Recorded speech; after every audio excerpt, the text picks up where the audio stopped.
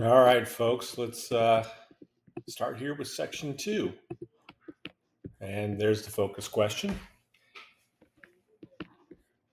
Africans brought to the mainland colonies in the 18th century were very diverse, coming from different African cultures and with different languages and religions. For most of the 18th century, the majority of enslaved Americans, were born in Africa, and a truly African American people with a cohesive culture shaped by African, European, and American influences emerged only very gradually through the common experience of slavery.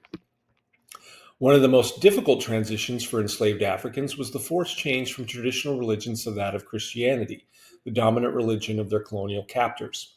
While many of the forced migrants believed in a universal creator, the similarities between the various African religious practices seemed to resemble certain Native American communities more than Christianity. Pardon me.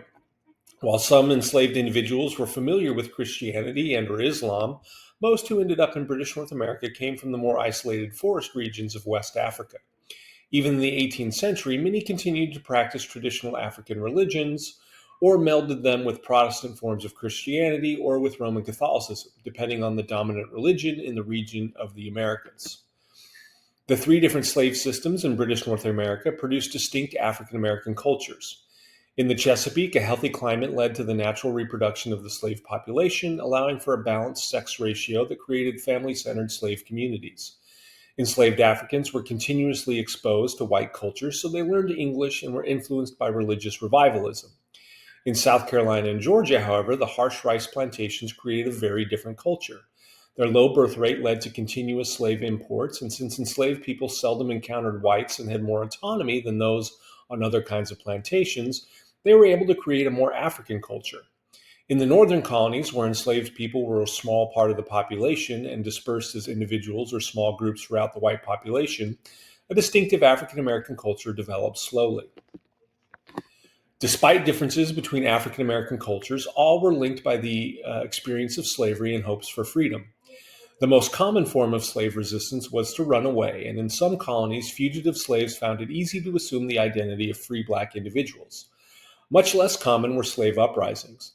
The first occurred in New York in 1712, in which a group of enslaved people burned buildings, killed whites who arrived, and were later executed, with some being tortured and burned alive as a warning to the city's slave population.